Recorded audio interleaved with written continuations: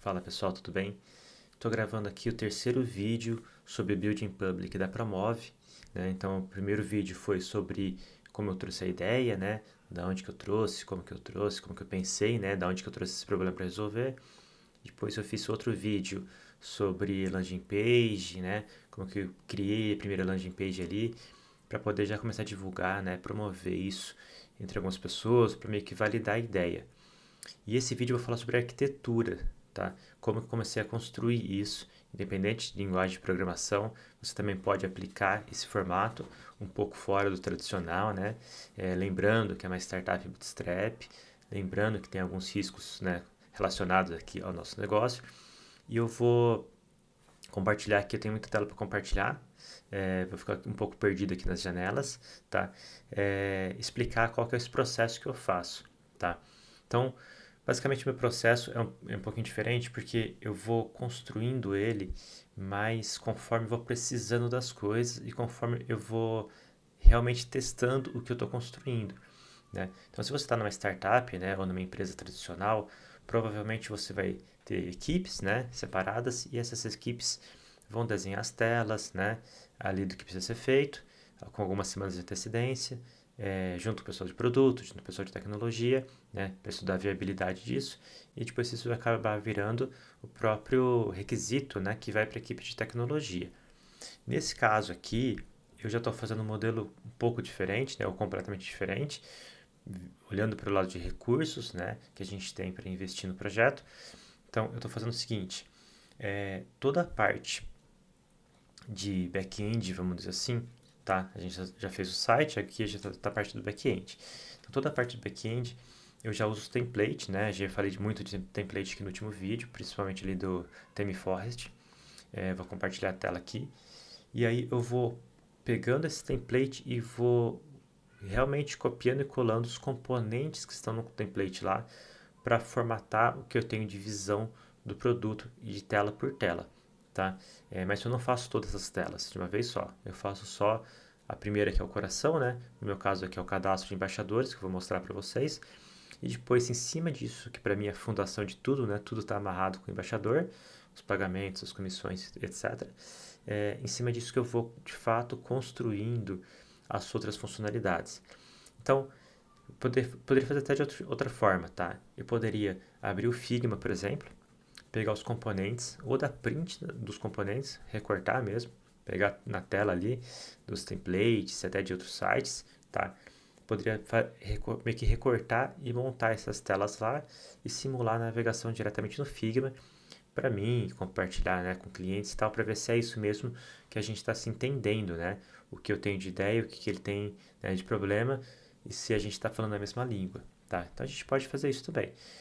O meu ponto é eu não sou cara de design, né? Então, para mim até é mais fácil e eu corto uma etapa do Figma nesse caso, né? Porque eu já tenho o componente pronto, o HTML já está pronto, né? Desses templates que eu acabo comprando. Então eu pego esse componente e vou montando a tela conforme eu tenho de recursos do admin. Não vou inventar componentes novos, até porque não precisa, você vai ver que tem o que você imaginar de componente, tá? Não preciso reinventar a roda agora, não é a hora de ganhar prêmio, né?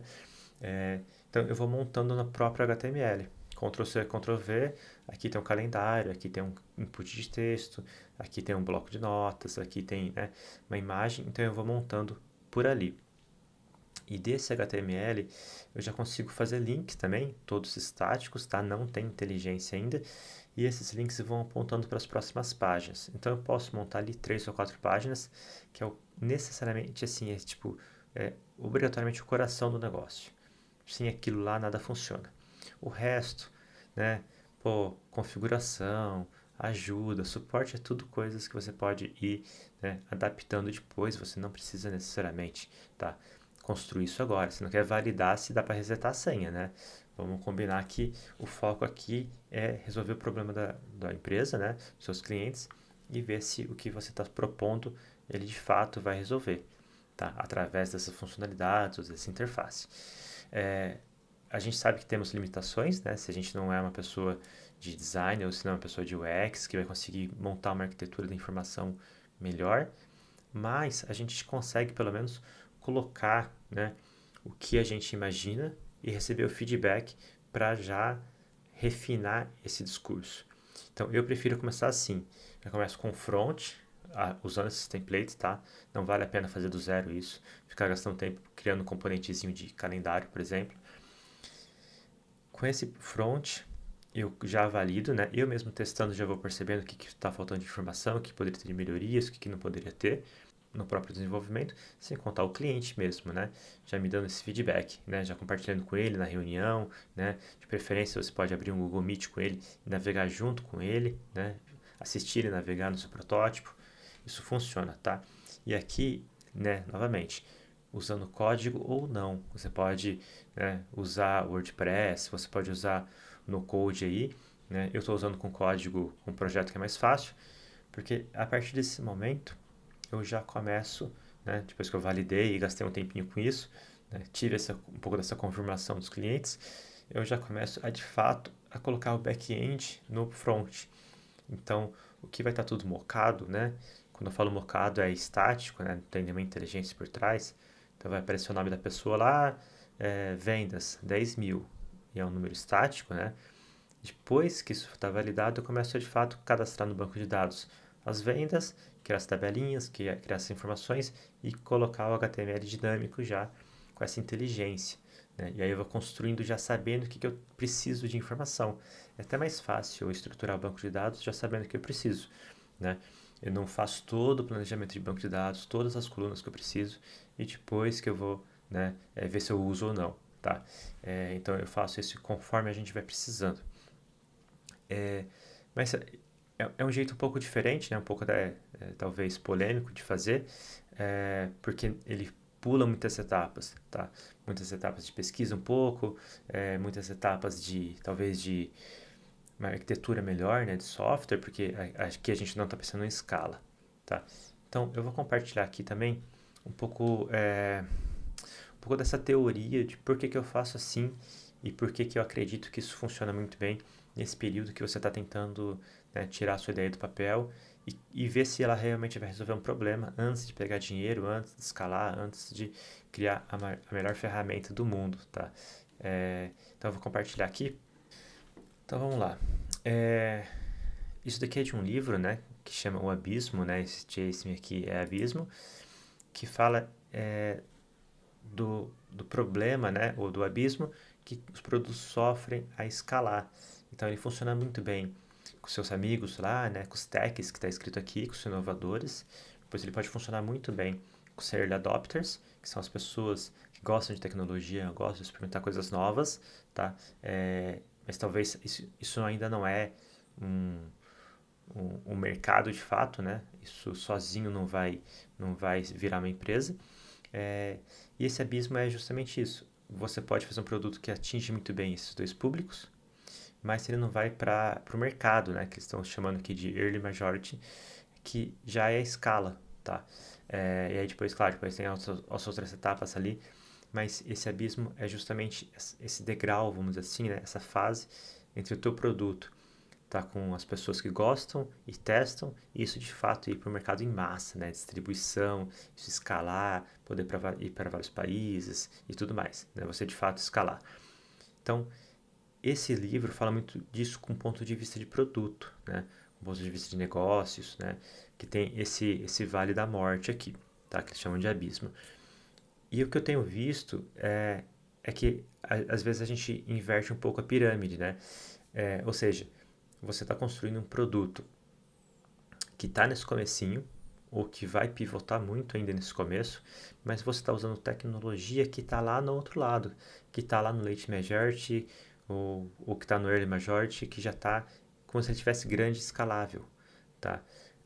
Então, eu tenho na minha cabeça um desenho que é um pouquinho diferente, que é esse do lado aqui, que eu mais ou menos que inventei, e eu vou comentando ele aqui, que na minha cabeça tem esse The Tech Chase Me, né?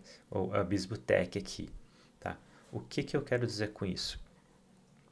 Esse aqui é só um pedaço, né? Tá faltando o resto aqui, mas sua lógica é a mesma. Então a gente tem, né, os mesmos dois grupos aqui, mais de inovadores, pessoas que testam, que experimentam produtos, né? estão abertas a experimentar produtos. Depois você tem o abismo, e depois você tem o resto, né? A parte maior aqui. Então, eu acredito muito nisso, que esses dois primeiros grupos, né? O lado esquerdo e o lado direito, vamos dizer assim, do abismo. Do lado esquerdo aqui, você tem que ter um set de conhecimento e de pessoas para conseguir fazer isso, fazer rápido, tá? E aí você vai passar pelo abismo, que eu preciso agora pegar o produto que eu criei, que está meio mal feito, design feio, UX ruim e tal, mas você já conseguiu validar esse negócio, você já encontrou, né, o famoso market fit, você vai ter esse abismo agora do lado de tech, que é como que agora eu vou montar um time, né, de tecnologia, um time de produto, que vai pegar esse produto aqui que teve um aprendizado grande e vai converter ele numa empresa escalável a longo prazo, etc. Então, o que eu estou desenhando é isso. O primeiro grupo não é o mesmo, porque tem esse people aqui do lado. Quando você passa o abismo no seu produto, você vai ter que ter pessoas diferentes, né? Especialistas, você vai ter que trabalhar com outro modelo de negócio, né? É outro game praticamente. Então, por isso que eu coloquei aqui. Se você tem dinheiro, né? Você vai captar investimento nesse momento, você achou o market fit, vai começar a escalar. Então, agora com dinheiro você vai contratar as pessoas certas. Você vai contratar o cara super especialista naquela linguagem que você está usando, ou numa linguagem nova, provavelmente. Né? Você vai precisar de tempo, né? Tem uma ampulhetinha aqui meio mal feita, mas você vai precisar de tempo para conseguir fazer esse shift, né? Pense que você já tem um produtinho, pequeno provavelmente, meio mal feito, vamos dizer assim, né? Português claro. E aí vai chegar um time de elite, vai chegar o BOP ali, vai pegar o que você fez, não precisa criar nada novo, só que vai fazer isso escalável, vai fazer isso pensando no futuro, tá? Em tecnologia, em arquitetura, banco de dados, plataformas e tudo mais, tá? Então, essas características que eu acho que elas se misturam às vezes. Às vezes você quer fazer do lado direito numa fase que é muito inicial, que pivota muito, né? Então, do lado esquerdo aqui, tem que ter muita interação com o cliente, interação interna, teste, validação, gravar a tela, ver o que está acontecendo. Tem que ter deploy todo dia. Mudou uma vírgula, faz deploy. Não precisa esperar uma semana, não precisa ter processo para deploy. Tá claro que você tem que colocar algumas travas ali, né? Mas a gente está falando de tomar mais risco também. Ou seja, o teu produto pode quebrar em alguns momentos. Mas você está mexendo tão rápido, ajustando ele tvocê rápido, quebrou, você arruma e sobe. Você não precisa esperar, né, dias para subir uma correção. Porque você vai estar ali, né, no quente, né, fazendo alteração, mudando, testando, o cliente reclama, se ajusta e por aí vai. Lembrando que você tem menos processos, você tem menos reuniões, menos equipe, tá? Não tem como fazer isso com a equipe muito grande. Então aqui eu já recomendo, se você estiver sozinho, você vai voar muito rápido, mas talvez você não vai muito longe, né? Mas se você tiver duas ou três, muito mais que isso você não vai conseguir, tá? Vai ter que ter reunião, alinhamento, as pessoas vão se desalinharem no que tem que ser feito. Então isso eu acho que já não funciona, tá? E aqui você vai ter que ter o que às vezes dói um pouquinho para as pessoas, ainda mais de tech, e dói inclusive para mim, você tem menos tech, tá? O que eu quero dizer com menos tech? Você vai fazer as coisas mais simplistas, você vai fazer as coisas mais fáceis de ler, fáceis de mexer, fácil de alterar, fácil de entender o que está acontecendo. Você não precisa ter um código aqui genial, ninguém vai olhar para isso, ninguém se importa com isso, ninguém vai ver. Essa é real, tá? Porque depois alguém vai fazer isso bem feito. Então não tem como você fazer o código bem feito e fazer rápido, né? Tem muita gente que acredita nisso, mas eu não acredito. Então aqui eu já estou falando que eu vou fazer menos tech, menos profundo, menos testes, menos controle de qualidade, menos tudo, tá? Mas você vai fazer coisas tentando simplificar mais, tá? E você vai ter menos escala. Ou seja, eu estou construindo um produto que tem um banco de dados que não está, né, escalável, que não está, né, replicado, etc. Você vai ter um servidorzinho na nuvem, você vai ter, né, não está preparado para escalar, não vai ter às vezes nenhuma uma AWS ali em zonas diferentes e tal. Então você vai estar trabalhando com um horizonte pequeno de número de clientes, de acessos simultâneos e tal. Mas quando você pensa em escala, eu gosto de usar e pensar em provedores de tecnologia que me tire uma parte de infra, tá? Mas que eu consiga escalar com grana. Ou seja, se eu crescer muito, muito rápido, meu código, talvez meio mal feito, ele vai conseguir escalar eu colocando dinheiro. Ou seja, eu vou aumentar o banco de dados, vou aumentar os servidores web e ele vai conseguir processar mais requisições ao mesmo tempo, né? Pagando caro, tudo bem, eu sei disso, mas que eu vou conseguir sustentar o produto até ele chegar aqui do ladinho vermelho, até aqui no abismo, que é onde eu vou de fato falar, beleza, se eu escalei rápido demais é porque eu encontrei o market fit mais rápido do que eu imaginava. E aí sim eu vou passar por esse abismo e já vou ter que correr atrás de dinheiro ou de pessoas, tá? Se meu produto dá dinheiro, ótimo, eu já contrato, né? Eu já resolvo eu mesmo, beleza? E aqui sim que começa a entrar preocupações de gente grande, vamos dizer assim, né? Então aqui você tem que ter, começa a sair do cara generalista, né? Que é, tipo, por exemplo, o meu perfil, e você começa a ter profissionais mais especialistas. Então, desenvolvedor especialista, produto especialista, o cara que gosta dos processos, que gosta dos frameworks, que gosta de backlog e tudo mais, né? No começo nem tem backlog, você não precisa escrever um backlog, tá? Aí sim você vai pensar em escala, vai ter um AWS super configurado, né? Com toda a parte de escalamento automático, vai pensar já em custos, né? No começo você não precisa pensar muito em custos, nessa parte, você já vai começar a pensar a longo prazo, que é, beleza, eu tenho um produto que já é alguma coisa, ele já vai virar um negócio, só que eu preciso que ele se sustente nos próximos 5, 10 anos. Então, eu já tenho uma estrutura diferente para que isso funcione a longo prazo, tá bom? E depois tem a parte do débito técnico, né? Aqui você já começa a pensar em débito técnico, né? Antigamente você não precisaria pensar, beleza?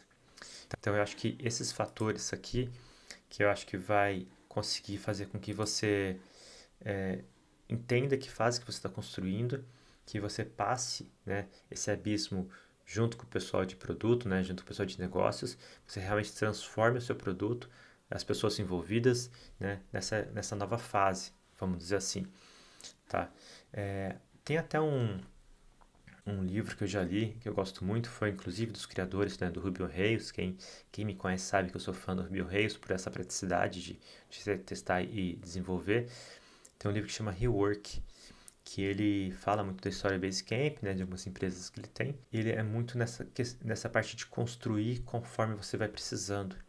Então, a própria linguagem, né, do Ruby on Rails foi pensada assim, do tipo, eu vou ter um cadastro de pessoas, por exemplo, né, um modelinho simples ali, que já fez tecnologia, que já fez muita coisa disso. Cadastro de pessoas, ter nome, e-mail, CPF. Não vou pensar muito mais que isso. Isso é o inicial, né, a estrutura básica para começar. Mas quando eu precisar, sei lá, por exemplo, endereço, o CEP, eu vou com muito pouco esforço colocar o CEP, né? O Rails é assim, você dá dois, três comandos ali, ele já instala um campo novo, ele já migra um campo novo no banco de dados para você, e aí você tem mais um campo para você fazer. Então, ele fica rápido de você fazer essas melhorias incrementais, tá? Eu acho que isso é muito mais objetivo, muito mais direto, em um momento que eu acho que é um risco você gastar muito tempo planejando, por exemplo, os campos que você precisa de um usuário, colocar 10, 15 campos, aí você vai ter que empurrar isso para os formulários, banco de dados, integrações, e você às vezes não precisa nem dos 15 campos, né? Você acha que vai precisar e acaba não precisando. Então é uma forma de construtiva que você constrói mais rápido, vamos dizer assim, só realmente o que você já vai sentindo falta ao longo do desenvolvimento. Aqui eu estou falando, né, de construir junto com o produto, tá? Então vou te mostrar aqui alguns exemplos de como que eu começo a construir essas telas, tá? Eu venho aqui no ThemeForest, meu amigo ThemeForest, tem vários templates, eu dei uma procurada em um aqui só para exemplificar. Tem um template aqui, você pode clicar para ver o live preview dele. Esse aqui custa $8, é ridiculamente barato. E você vai receber, né, aqui tem vários formatos diferentes. Eu costumo usar só HTML, né, básico, com Bootstrap. E você vai ter o HTML desses componentes todos, tá?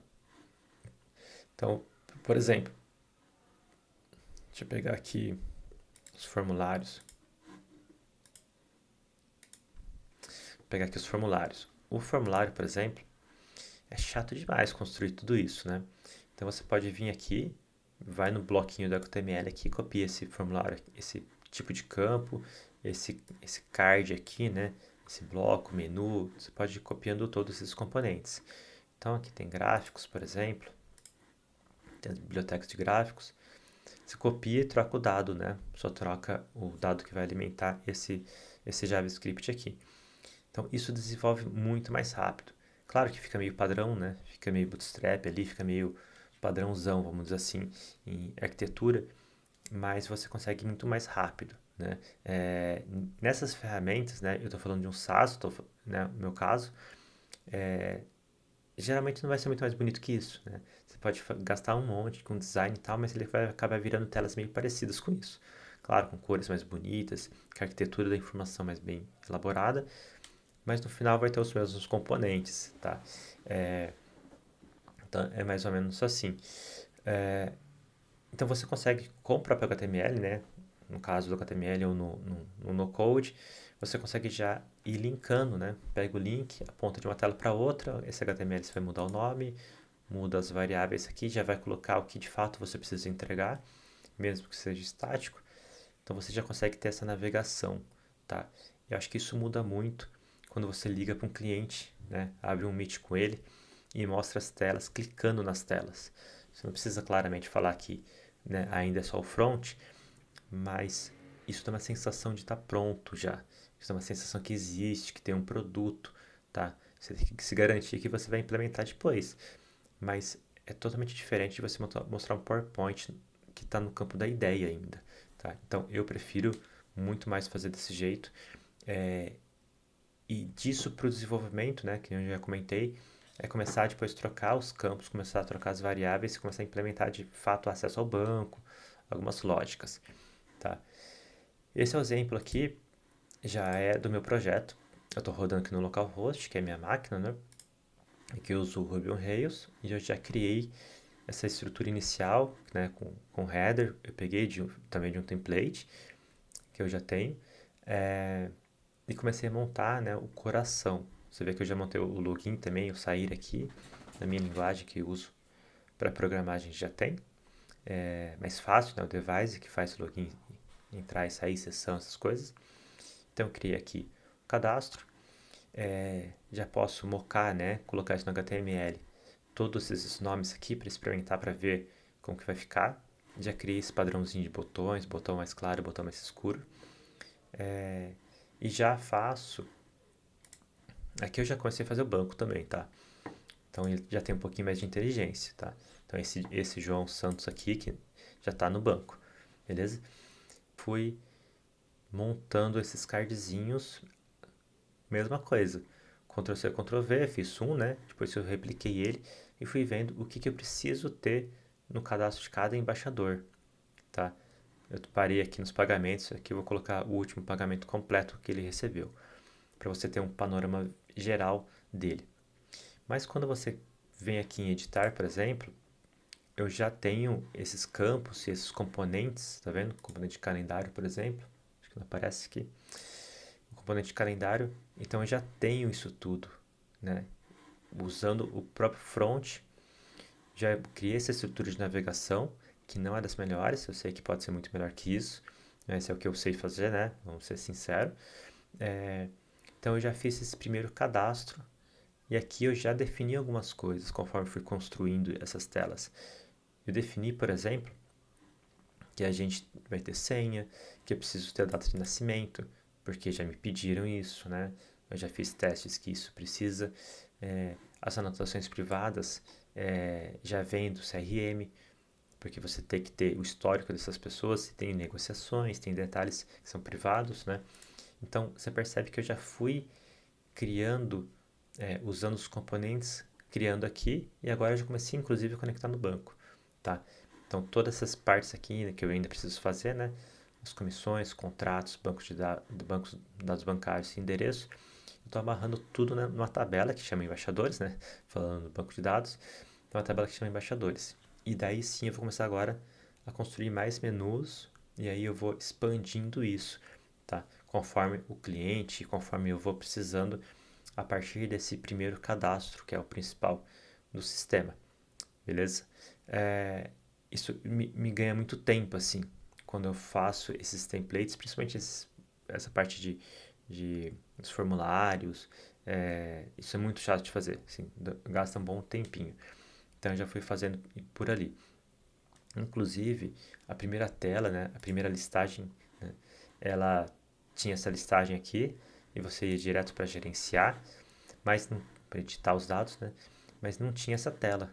Conforme eu fui fazendo, eu fui percebendo que estava faltando, né, alguma tela ali. Então eu já fui fazendo, já fui organizando, já fui evoluindo o software muito mais rápido. Então, o que eu vou fazer? Daqui para o próximo é um pulo, né? Eu tenho uma estrutura de listagem, uma estrutura de edição, uma estrutura de navegação, já criei esse padrão e agora na prática, Ctrl+C, Ctrl+V, menu, os componentes, trocando ali o nome das tabelas, então eu já vou finalizando por ali. Então, acho que esse é o formato que eu venho construindo para tentar agilizar o desenvolvimento e agilizar quando eu vou mostrar isso para o cliente, tá? Quando eu mostro o PowerPoint, tem uma sensação muito ruim, assim, de que a gente está muito longe de terminar, né? Então aqui é um processo, né, evolutivo, é muito mais interativo. Eu mesmo já vou testando, já vou validando. Eu acho que esse é um modelo muito mais interessante, tá? Lembrando que do abismo, né, esse modelo uma hora vai ter que ser trocado para um modelo maior, tá? Então, vou te dar um case aqui que aconteceu nesse mesmo formato. Eu tinha uma startup, que era minha em casa ali, né? Que chamava Colombo. Ele era um aplicativo para as pessoas, né? Era mais para as mães de primeira viagem poder clicar e comprar qualquer coisa via chat, tá? A interface era horrível, né? Era que dava para fazer. E eu usava o Slack como banco de dados das mensagens, que era um chat que vendia as coisas. E aí, beleza, coloquei esse projeto na móvel lá. E aí a gente começou a escalar o projeto. Quando a gente começou a escalar e achou que ele ia dar certo, eu falei, meu, agora a gente vai fazer esse projeto. Aí entrou o time, de fato. Aí entrou o engenheiro de iOS, engenheiro de Android, back-end, designers. Então eles pegaram tudo que eu tinha aprendido, tinha vários truquezinhos ali no meio, tinha várias mecânicas, e falaram, beleza, agora eu preciso fazer isso mais, ou mais bonito, ou mais organizado, né? De questão de arquitetura, mais escalável. Então, os servidores já viraram servidores profissionais, a linguagem de programação já mudaram a linguagem de programação, o aplicativo já fizeram seguindo as boas práticas, né? O meu aplicativo não tinha teste, não tinha nada, era 2, 3 telas só. Então, a gente passou pelo abismo e os stakeholders, né, no caso ali, os donos da móvel, os diretores da móvel, estavam comprados na ideia que esse aplicativo ia passar por uma fase um pouco lenta no processo de desenvolvimento, que não ia ter tantas novidades nos próximos meses, mas que a gente de fato ia dar essa respirada para conseguir construir algo, né, mais a longo prazo, depois dessa validação. Tá? Mas isso tem que estar dentro da cultura da empresa. Né? Eu já vi muita gente fazendo o contrário. Cria o produto, faz ele mal feito, vamos dizer assim, né? Faz correndo, e aí na hora que começa a dar certo, coloca mais dinheiro em mídia, coloca mais dinheiro em marketing, e o produto nunca, essa virada de chave, esse abismo nunca acontece. O que acontece é que você acaba matando o produto depois, por tecnologia, porque você não consegue evoluir mais, você acaba chateando toda a equipe, você dá um tiro no pé, literalmente toda a equipe tech, que eles sofrem demais com isso, fica um legado ali, e aí sim a gente pode falar de débito técnico e tudo mais. Então, isso é a prática que acontece um pouco no mercado, mas tem que estar alinhado com os stakeholders para isso não acontecer, tá? Não adianta, isso não vai escalar, não vai virar uma empresa gigantesca se você não faz isso, se você não passa por esse abismo, tá? Tem que ter um tempinho ali, tem que investir, tem que trazer pessoas boas para fazer de fato uma empresa grande e escalável, beleza? Então, podem aproveitar, dê uma olhada no livro do Rework também. Ele tem um mindset, né? Não gosto muito dessa palavra, mas ele tem um mindset diferente nessa parte de construção e de evolução e iteração sobre os produtos, beleza? Então fica aqui, próximo vídeo vai ter mais conteúdo também, mais conteúdo um pouquinho mais técnico. Eu sei que foi um pouco chato esse episódio aqui, mas a gente vai falar um pouquinho mais sobre outros cases também de inovação, cases de construção de startups, que eu acho que tem aprendizados legais aí para trazer para vocês, beleza? Um abraço, até mais.